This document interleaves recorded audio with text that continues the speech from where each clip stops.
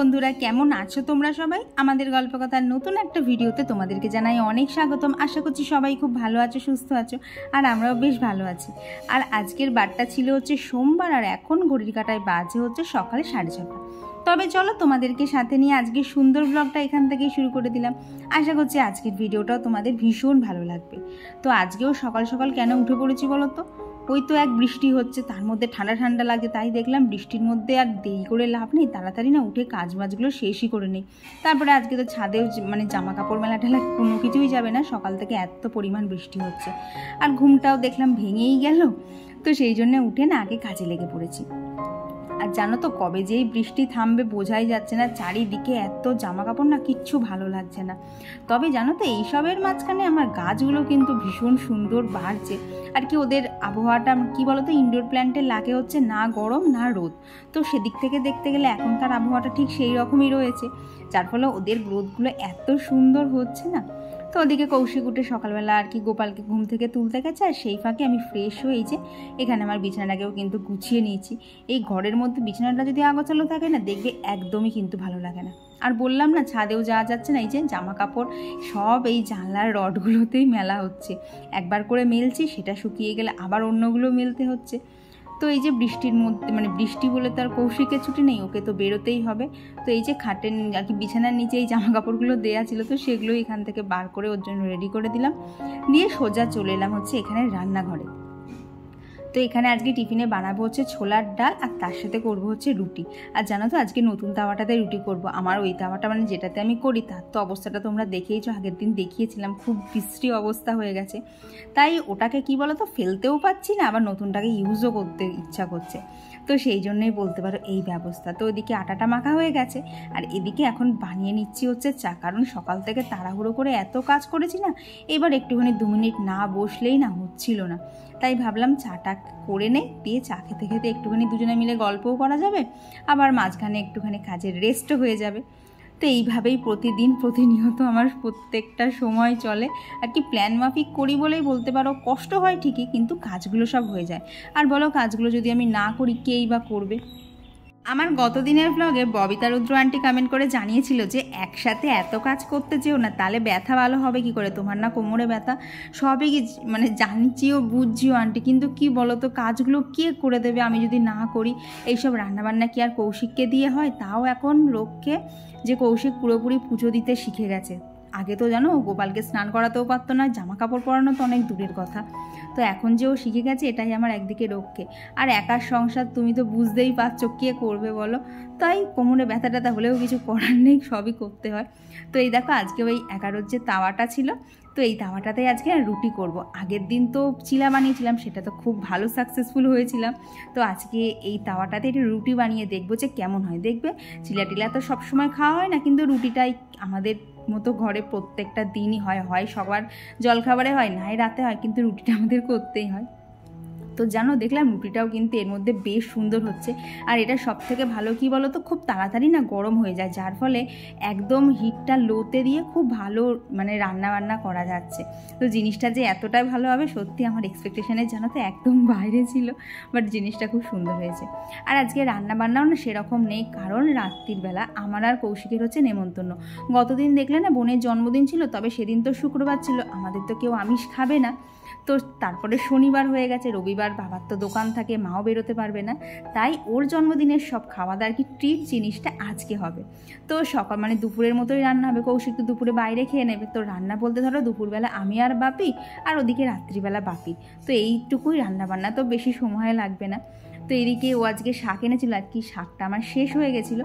তো দেখো, পুরো শাকটাই কেটে নিয়েছি, নিয়ে যতটা লাগবে ততটা নিয়ে নেবো, আর বাদবাকিটা কিন্তু প্যাকেটের মধ্যে ভরে তুলে রেখে দেবো। এই শাকটা কেটে রেখে জানো আমার যে কী সুবিধা হয়, প্রত্যেক দিনে বসে বসে না শাক কাটতে ইচ্ছাও করে না, আর এইরকম করে রাখা দেন আমার আর জানো কাটতেও হয় না। তো এই দেখো, এদিকে রান্নাবান্না কিন্তু একদম কমপ্লিট। শাক ভাজা, উচ্ছে ভাজা, বাপির স্যালাড, এদিকে করে নিয়েছি হচ্ছে ডিমের ঝোল, আর তার সাথে ডাল ভাত, যেটা কমন থাকে। হ্যাঁ, সাথে কিন্তু দইও ছিল, তবে সেটা ছিল ফ্রিজে। তো এই যে এদিকে রান্নাবান্না সমস্ত কিছু কমপ্লিট। আর বাইরে যা বৃষ্টি পড়ছে, পিসি আজকেও আসবে না। বলতে পারো এইসব সময় না আমার এত রাগ হয়। দেখো, যারা বাড়িতে কাজ করে তারাও মাঝে মধ্যে ছুটি পায়, কিন্তু আমরা যারা হাউস ওয়াইফ, আমাদের একটা দিনও ছুটি নেই। কোথাও যদি যেতেও হয়, রান্না বান্না সংসার সব কিছু ঠেলে নিয়েই যেতে হয়। তো এদিকে দেখলাম পিসি তো আসবে না, অনেকক্ষণ পিসির জন্য অপেক্ষা করেছিলাম, বাসনও জানো তো রেখে দিয়েছিলাম, কিন্তু দেখলাম পিসি আর আসবে না, কারণ বাইরে পড়ছিল প্রচণ্ড পরিমাণে বৃষ্টি। তাই কি মুখ বুঝি সমস্ত কাজ আমাকেই করতে হবে। তো দেখো সমস্ত কিছু পরিষ্কার করে নিয়েছি, এইবার বসেছি হচ্ছে বাসন মাজতে। দেখো নিচ থেকে সমানে তুলেই যাচ্ছি আর মেজেই যাচ্ছি। মানে ওই যে তোমাদেরকে বলি না, মাজাতে এখন আর অভ্যেসটা চলে গেছে, যেদিনকে এত বাসন মাজতে হয় না প্রচণ্ড কোমরে ব্যথা করে। তো এইদিকে এখন এক এক করে সমস্ত বাসনগুলোকেই মেজে নিতে হবে। আর চলো সেই সাথে তোমাদের সাথে বেশ কিছু কমেন্টও শেয়ার করব। তো আমার আগের দিনের ভিডিওতে সুমনাকর মিউজিক্যাল থেকে দিদিভাই কমেন্ট করে জানিয়েছে যে একা হাতে বাড়ির কাজ সামলানো খুব কঠিন, যেটা তুমি খুব আনন্দের সাথেই করো। কি বলো তো দিদিভাই, না করে তো আমার উপায় নেই, তাই সেটাকে দুঃখ মুখ না করে আনন্দের সাথে করাটাই ভালো না? তাতে কিন্তু মনে বেশ আনন্দও থাকে, আবার শরীরটাও বেশ পজিটিভ থাকে, তার মাঝখান দিয়ে কিন্তু সমস্ত কাজবাজও কমপ্লিট হয়ে যায়। তো এইদিকে এই যে সব থেকে আমার যেটা কষ্টের থাকে কড়া মাজা, সেটাকে আমি যে মেজে উঠতে পেরেছি, এটাই আমার খুব আনন্দে। তো এখন এইখানে বেসিনটাও পরিষ্কার করলাম, আর লাস্টে আমার অবস্থা খুবই খারাপ, কোমরটা আর পিঠটা দিয়ে একদম পুরো ধরে গেছিলো, মনে হচ্ছিলো এইবার একটুখানি বসার দরকার, কিন্তু সে তো আর কপালে নেই। তো এইখানে এখন নিচের ঘরটা মুছবো, তারপরে যেতে হবে ওপরের ঘর মোছাতে। তো বলি না, এই যে পিসি, তোমরা সবাই বলো না তাহলে পিসি এসে কি কাজ করে, তো পিসি এসে এই যে এতটা বাসন আর নিচের ঘরটা আমার মুছে দেয়। এতেই জানো তো আমার এত হেল্প হয়েছে। তাহলে কি হয় বলো তো, রান্নাবান্না শেষ করে উপরে এসেই না উপরের যা কাজ থাকে কমপ্লিট করে স্নান করে আমি একটু বসতে পারি, না হলে আর সে বসার সুযোগটাও হয় না। তো এইদিকে দেখো নিচের ঘরটার মোছা প্রায় একদম কমপ্লিট, এইবার করে নিয়ে সব যাবো হচ্ছে উপরে। বাজে হচ্ছে 10টা 40, আজকের মতো নিচের কাজবাজ সমস্ত কিছু কমপ্লিট হয়ে গেছে।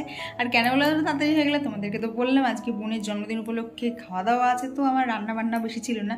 আর বাপি তো অত ঝোল তরকারি খায় না, বাপির ডাল আর একটা মানে সবজি টবজি হলেই হয়ে যায়। তো সমস্ত কিছু তো হয়ে গেল, আর এখন করবো হচ্ছে প্রায় 2-3 দিন ধরে ঘরটাকে ঠিকঠাক করে আর কি ডাস্টিং করা হয়নি, তো সেইটাই করবো। আর জানো তো এই যে কন্টিনিউ বৃষ্টি হচ্ছে, মেঝেটা যেন কেমন যেন চ্যাট করছে, আর এত ঠান্ডা লাগছে না, ফ্যানটাও চালানো যাচ্ছে না, সারা ঘরে তার মধ্যে জামা কাপড় ঝোলানো। দেখো এখানেও সমস্ত কিছু ঝোলানো ভেবেছি না, এগুলো শুকিয়ে গেলে আবার আর এক রাউন্ড দেবো, কারণ কৌশিক স্নান করেছে, তার জামা কাপড়গুলো রয়েছে, আবার এখানে দেবো। একটা জামা তো আজকে দিলে শুকোচ্ছে একদিন বাদে গিয়ে। আর সকাল থেকে এত পরিমাণ বৃষ্টি হচ্ছে, মনে হচ্ছে যেন মানে আকাশের কলটাকেও খুলে দিয়েছে। তবে এখন যখন তোমাদের সাথে কথা বলছি, এই লাস্ট 2 মিনিট হলো বৃষ্টিটা একটুখানি কমেছে, আবার কখন আসবে জানি না। তবে ছাদে যাওয়ার তো কোনো প্রশ্নই ওঠে না, সমস্ত জামা কাপড় এখানে থাকছে। গতকাল তো দেখেছিলে তাও হাওয়া দিচ্ছিল, আজকে হাওয়াটাও নেই, উপরন্তু প্রচণ্ড পরিমাণে বৃষ্টি হচ্ছে। তো চলো বাকি গল্প কাজ করতে করতে করা যাক, কারণ তাড়াতাড়ি কাজ শেষ করলে আমি একটুখানি এক্সট্রা টাইম পাবো ফ্রি, আর তখন বসে বসে এডিটিংয়ের কাজটা সমস্ত কিছুই করতে পারবো। তো চলো ডাস্টিং করা শুরু করে দিই। আর জানো তো এই জামা কাপড়গুলো তো সকালবেলা দেওয়া ছিল, আর এগুলো কি বলতো সেরকম একটা ভেজা নয়, কালকে একটু পরে বেরিয়েছিলাম তো পাটাগুলোই ভিজে গেছিলো। তো এখানে দিয়ে দেখলাম ভালো শুকিয়েও গেছে। তো এখন এখানে না কৌশিকের জামা প্যান্টগুলোই দিয়ে দিলাম, ওর জানো তো একটা প্যান্টও শুকোচ্ছে না, বেচারার আর ঘরে পরার প্যান্টও নেই। তো দেখলাম এখানে রেখে দেই, হাওয়াই হোক যা কিছু হোক শুকিয়ে গেলেই মঙ্গল। তো এদিকে এই জামাটা রেখে দিলাম, কারণ এইটা পরেই ওবেলায় বেরোবো। বৃষ্টির মধ্যে না আমার জানো তো ওই কাঁচা পাট করা জামাগুলো না একদম ভাঙতে ইচ্ছা করে না, মনে হয় যা আছে সেটা পরেই কাজ মিটিয়ে দিই। তো এইদিকে এখন ডাস্টিংটা করে নেবো, আর চলো বাদ বাকি কমেন্টগুলোও তোমাদের সাথে শেয়ার করে দিই। তো আর আমার কতদিনের ভিডিওতে কমেন্ট করেছিল হচ্ছে মৌনুর সংসার, সুনন্দা দিভাই, পিয়াং সামন্ত, পূজা মুখার্জি দিদিভাই, আর কমেন্ট করেছিল হচ্ছে স্বপ্নকা ফ্যামিলি থেকে একজন দিদিভাই, লোপামুদ্রা দি, মধু এসএমবি, ইচ্ছে পূরণের গল্প, আর অঙ্কিতার গল্পকথা থেকে দিদিভাই লিখেছে যে তোমার ভিডিও পেলে আর কিছু ভালো লাগে না, মনে হয় তাড়াতাড়ি দেখি। তো এটা শুনে বিশ্বাস করো আমার অনেক ভালো লেগেছে, কারণ আমার ভিডিও যে কারোর এত ভালো লাগছে এটাই আমার কাছে অনেক পাওনা গো। আর এতেই বলতে পারো আমার ভিডিওর সার্থকতাও লুকিয়ে থাকে, এত পরিশ্রমও তার যথাযথ মূল্যটা পেয়ে যায়। আর কমেন্ট করেছিল হচ্ছে সুস্মিত সুইটনেস্ট, আর মহানব সাহা থেকে একজন দিদিভাই কমেন্ট করেছে যে মানি প্ল্যান্ট গাছগুলো কিভাবে বুনেছি। জানো তো মানি প্ল্যান্ট গাছ করা খুবই সহজ। মানি প্ল্যান্টের যদি একটা কাটিং নিয়ে আসো, সেই কাটিং থেকে কিন্তু অনেকগুলো চারা মানে বানানো যায়। দেখবে মানি প্ল্যান্টের প্রত্যেকটা পাতার আর কি যেখান থেকে পাতাটা শুরু হয় না, সেখানে দেখবে একটা করে গিঁট মতো থাকে। তো সেই গিঁটগুলোকে কেটে কেটে যদি জলের মধ্যে দিয়ে দেওয়া হয় না, আর ধরো খুব বেশি হলে 2 সপ্তাহের মধ্যে কিন্তু ওর মধ্যে থেকে ভালোভাবে শেকড় বেরিয়ে যাবে।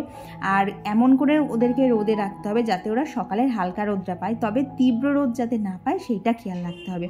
তো এইরকম করে তোমার গাছগুলোর থেকে যখন সব শেকড়গুলো বেরিয়ে যাবে, তখন যদি সেগুলোকে মাটিতে দিতে পারো। আর সার বলতে আমি দেই হচ্ছে মেনলি চাল ধোয়া জল। আর যখন গাছ লাগিয়েছিলাম তখন সেখানে কোকোপিট, ভার্মি কম্পোস্ট, বালি, মাটি এইসব মিক্স করেই লাগিয়েছিলাম। তো এই বলতে পারো আমার মানি প্ল্যান্ট গাছের যত্ন না আমি সেরকম কিচ্ছু করি না, কিন্তু ওই যে রোদ আর জলটা কিন্তু প্রপারলি দিতে হবে, অতিরিক্ত জলও যেন না হয় আবার জল যেন একদম কমও না হয়ে যায়। তো বলতে পারো এইভাবেই আমি করি। তো এইদিকে দেখো ডাস্টিং কিন্তু অনেকটাই কমপ্লিট হয়ে গেছে। তবে কি বলো তো, এই বর্ষার জন্য রোদটা ঘরে ঢুকতে পারছে না, এমন স্যাঁতস্যাঁতা হয়ে রয়েছে না চারিদিকটা, কিচ্ছু ভালো লাগছে না। তাই যতই পরিষ্কার করি তাও যেন কেমন একটা চ্যাটচ্যাট করছে চারিদিক। তো আর আমার আগের দিনের ভিডিওতে কমেন্ট করে চলেছে জেসমিন আক্তার চৌধুরী, সোমা চক্রবর্তী বিশ্বাস, অপরামিতা চক্রবর্তী। তো এইদিকে দেখো সমস্ত কাজটা ছেড়ে না এখন বেরিয়ে পড়েছি, কারণ হট করেই ঠিক হলো আমি আর মা যাবো হচ্ছে পার্লারে। তো আমার তো হেয়ার কাটিং হয়ে গেছিলো, এখানে মাঠটা চলছিল, তো দেখো মাকে হেয়ার কাট করে এইরকম লাগছে। তো আমারটা আর এখন শেয়ার করতে পারলাম না, চলো বাড়ি গিয়ে শেয়ার করবো। আর কি বলো তো, আমি না সেরকম একটা কিছু করিনি, ওই সামনে একটু লেয়ার দিয়েছি আর পেছনটা না একদম সিম্পল করেই রেখেছি, কারণ কৌশিকের আবার বেশি চুল ছোটো ছোটো করলে তার আবার রাগ হয়ে যায়, কেন চুল বেশি কেটে ফেলেছো। তাই পেছনটাতে আর কোনো এক্সপেরিমেন্ট করিনি, সামনেটাতে একটু লেয়ার দিয়েই চলে এসেছিলাম। আর এরপর তোমাদের সাথে দেখা হচ্ছে আবার সন্ধেবেলা। তো সন্ধেবেলা কৌশিক বাড়িতেও চলে এসেছে, আর এখন আর কি কৌশিকের ছোটো মামারা সবাই মিলে এসেছে আমাদেরকে পুজোর গিফট দিতে। তাই আজকে সন্ধেবেলা আর কোনো ভিডিও করাও হয়নি, সবার সাথে গল্প করতে করতেই কেটে গেছে। বাজে এখন হচ্ছে 9টা, মামারা তো এসেছিলো, তো ওদের সাথেও বেশ খানিক্ষণ গল্প হয়েছে। তো ওরা 8টা নাগাদ বেরিয়ে গেল। তারপরে প্লিজ এইগুলোকে ইগনোর করো, সারা ঘরে জামা কাপড় ছেটানো, জামা কাপড় শুকোচ্ছে না, একটু রোদ হাওয়া কিচ্ছু নেই, ওই ফ্যান চালিয়ে চালিয়ে শোকাতে হচ্ছে। তো ওরা বেরিয়ে গেল, তারপরেই হচ্ছে এই যে রেডি হয়েছি। আর সকালবেলা এই যে এইটাই ছিল আমার হেয়ার কাট, তখন তো বুঝতে পারোনি, তো এখনও না অতটা বোঝা যাচ্ছে না, জাস্ট আজকেই কেটে এসেছি। তো দেখা যাক পরে কীরকম দেখতে লাগে, এখন কেমন যেন একটা হয়ে রয়েছে। আর অনেকেই বলো আমাকে এইসবগুলো পড়তে দেখো না, তো কী বলো তো, মাঝে মধ্যে না পড়াগুলো একদম ছেড়ে দেওয়া হয়, তো মাঝে মধ্যে আবার নিজেকে ওই সেই জায়গায় দেখতে ইচ্ছা করে। তো আজকে এইটা পড়লাম, এটা জানো তো এটা পুজো পারপাসে কেনা, কিন্তু উদ্বোধন করেই ফেললাম, এত পড়তে ইচ্ছা করছিল আর কি, জিনিসটা এতটাই আমার পছন্দ হয়েছে, কেমন লাগছে জানিও তো। তো এই যে রেডি হয়েছি, যাবো এখন বোনের জন্মদিনের ট্রিটে। তো চলো বাকি কথা আবার ওখানে গিয়ে হচ্ছে, এখানে আর বেশি বকবক করবো না। তো চলো এখন বেরোনো যাক। তো এই যে আজকে আমরা সবাই মিলে এসেছি হচ্ছে চিল আউট রেস্টুরেন্টে। তো এখানে সবাই মিলে বলতে আমি, মা, বাবি, চিরদীপ আর বাবা আর মা, তো আমরা 6 জনই চলে এসেছি। আর আস্তে আস্তে আমাদের অনেকটাই লেট হয়ে গেছে, যার ফলে তো রেস্টুরেন্টটাও কিন্তু একদমই ফাঁকা ছিল। ও তোমাদের কি তো বলাই হয়নি আমরা কোথায় এসেছি, আমরা এসেছিলাম হচ্ছে রানাঘাটেই আছে চিল আউট রেস্টুরেন্ট, তো সেখানেই এসেছিলাম। কিন্তু কি বলতো, ইচ্ছা ছিল তো রুফটপে বসে খাবো, কিন্তু বাইরে বৃষ্টি পড়ছিল, সেটা আর সম্ভব হলো না, তাই ঘরের মধ্যে বসেই খেতে হলো। তো এখানে তারপরে অনেক ফটো সেশন চললো, তারপর এই যে আমাদের খাবার চলে এসেছে। এখানে রয়েছে হচ্ছে মাটন বিরিয়ানি, তার সাথে ছিল হচ্ছে চিকেন চাপ, আর এদিকে ছিল হচ্ছে তন্দুরি রুটি। তো এই দিয়েই আজকের মানে খাওয়া দাওয়াটা একদম জমে গেছিলো, সবাই মিলে এরকম করে গুছিয়ে বসে খাওয়ার মজাই তো বলো আলাদা না। আর সব কিছু দিয়ে না আজকের রাতটা এত সুন্দর কাটলো, অনেক দিন পরে এইরকম বাইরে বেরিয়ে সবাই মিলে হাসি গল্প করে খাওয়া হলো। এই যে বাড়ি এসে গেছি, আর বাড়ি এসে কিন্তু ফ্রেশও হয়ে গেছি, স্কিন কেয়ার একদম টান, আর চুলের বিনুনিটা হয়েছে। কিন্তু কি বলতো, এই দিক দিয়ে চুলগুলো যখন চোখের সামনে আসছে না, একটুখানি মানে অসময়ে আসলে মাথাটা গরম হয়ে যাচ্ছে, চুলগুলো সরাতে হচ্ছে, তবে একটুখানি কষ্ট তো করতেই হবে। আর আজকের রাতটা তো মানে শেষাংশটা তো দারুণ কাটলো, বেশ আনন্দ হাসি মজায়। তো চলো আজকের ভিডিওটা এখানেই রাখছি। ভিডিওটা যদি কিছু ভালো লেগে থাকে অবশ্যই এটা লাইক করে দিও, আর কেমন লাগলো কমেন্টে কিন্তু জানাতে একদমই ভুলো না। তো চলো আজকের জন্য টাটা, দেখা হচ্ছে খুব তাড়াতাড়ি পরবর্তী ব্লগে। ততক্ষণ তোমরা সবাই খুব ভালো থেকো আর সুস্থ থেকো।